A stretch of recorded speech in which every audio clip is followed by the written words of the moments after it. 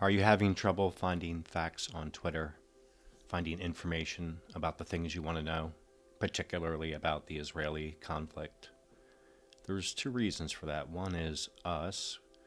We tend to want information immediately. Worst case scenario is we want our bias confirmed immediately. And the second reason is the environment that Elon Musk has created. His vision for Twitter, for a gaggle of citizen journalists. And, he's been really shitting on the bigger publications. But, a big problem is us. You cannot expect to have information immediately in the fog of war. It's not going to happen. It never could happen, and it's not going to happen. And some people are saying that's just an excuse. Well, no, that's just the way it is. People are expecting to find answers on Twitter, people that will call balls and strikes immediately as things happen, as if this is a giant game. That's not the way real life works. And I've been fact checking on Twitter and community notes for a long time now, and people are expecting these answers from community notes as well. They're querying us all the time. What's the truth? Or, I totally disagree with this post. The opposite must be true. Community notes prove the opposite for me.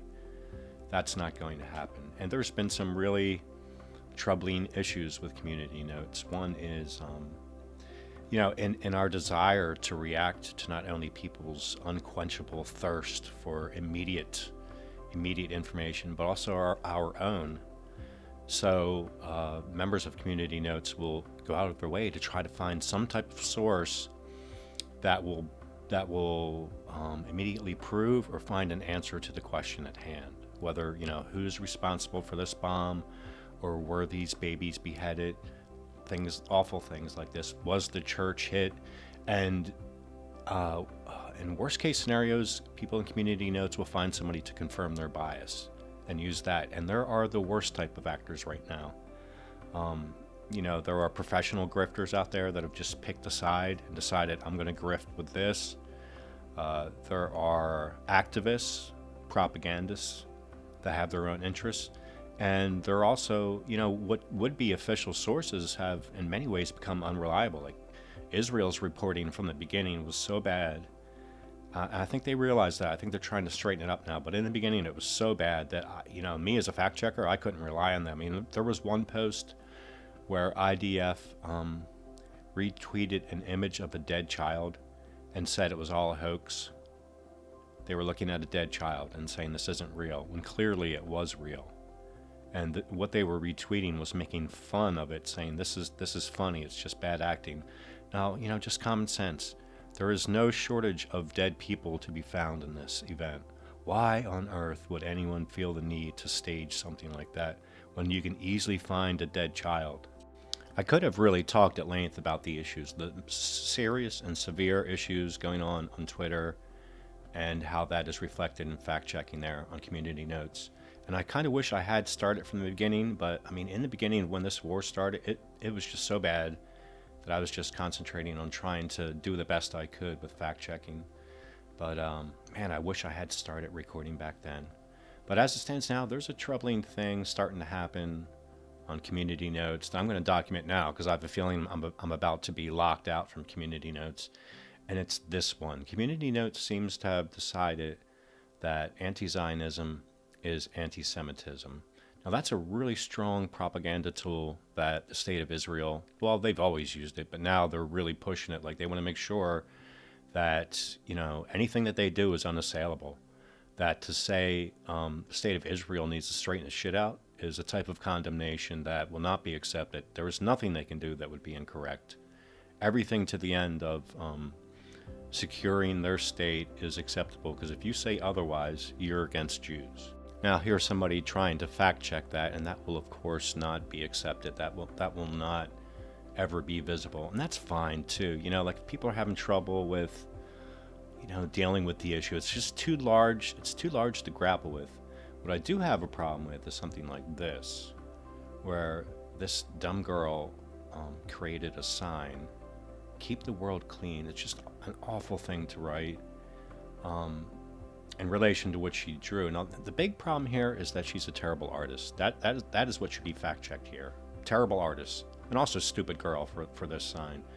But in this sign, what the girl is implying now is that the state of Israel should be thrown away.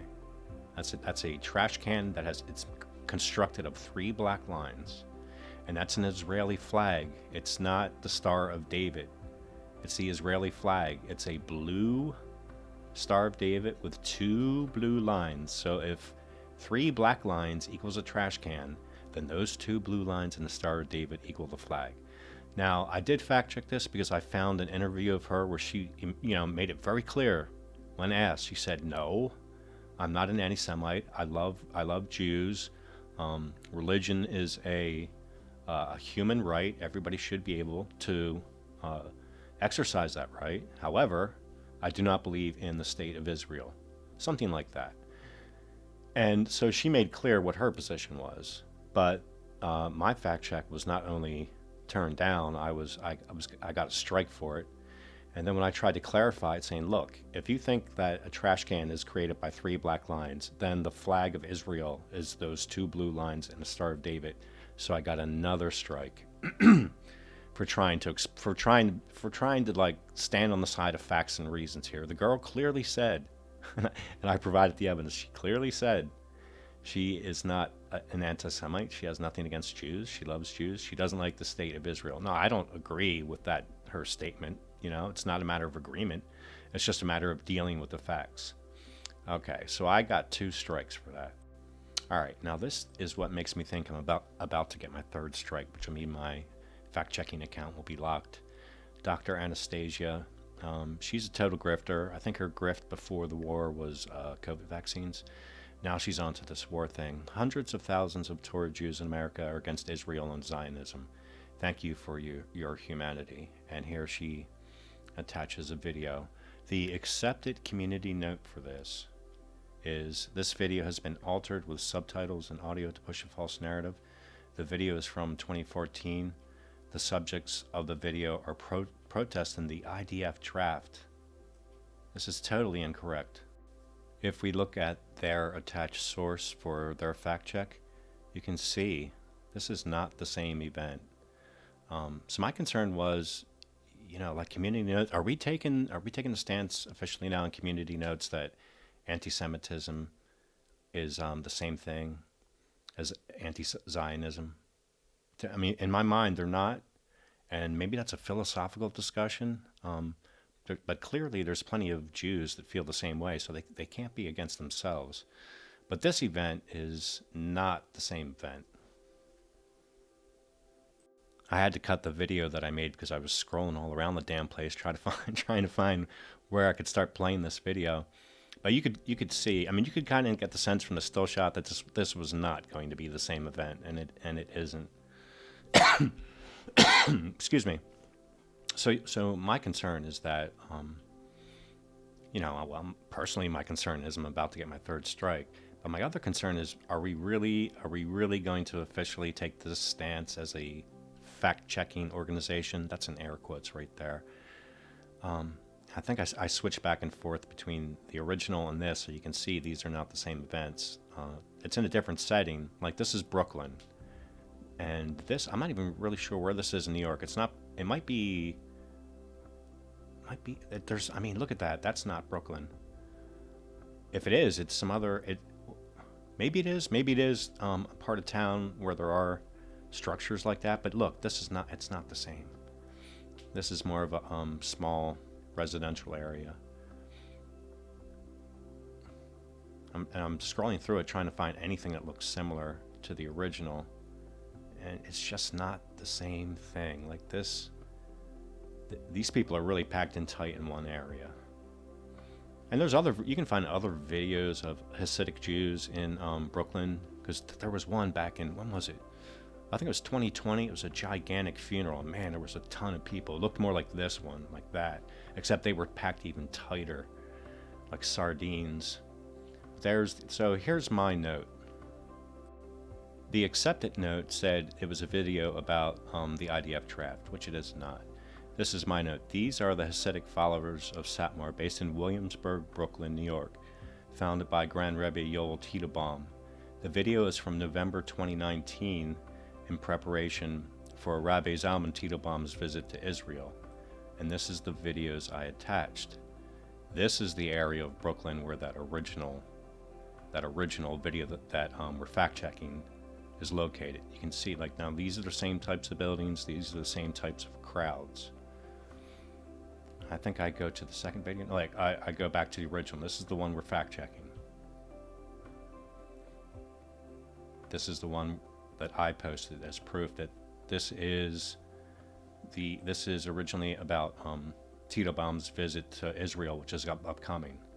And this is a gathering of people to celebrate the event, because they raised a lot of money for a particular cause, which I'm about to tell you about, and he's going to take it to Israel with him. See, look, this is the same event. This original YouTube video was entitled "Thousands Escort Satmar Rebbe as He Leaves on His Trip to Israel." It's in Williamsburg, near Gridlock, on Sunday in November 2019, as Satmar Rebbe Rabbi Zalman Leib Teitelbaum prepares to leave for Israel.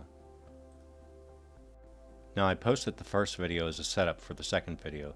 The first video was an overview of the whole thing. The second video is the source video. This is where the video that we're fact-checking came from, and this one's wording is a little stronger against Zionism.